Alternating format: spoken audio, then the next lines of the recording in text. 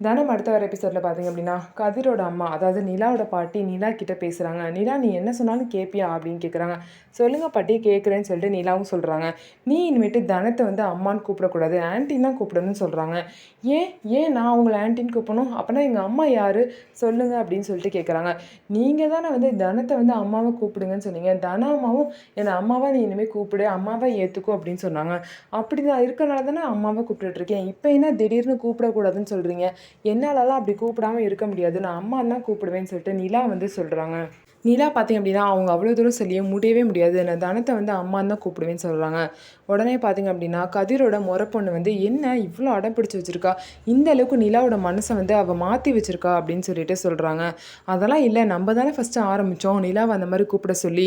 அப்புறம் எப்படி அவ மாத்திப்பா அப்படின்னு சொல்லிட்டு கதிரோட தங்கச்சியும் பார்த்தீங்க அப்படின்னா, நிலாக்கு சப்போர்ட்டா பேசுறாங்க.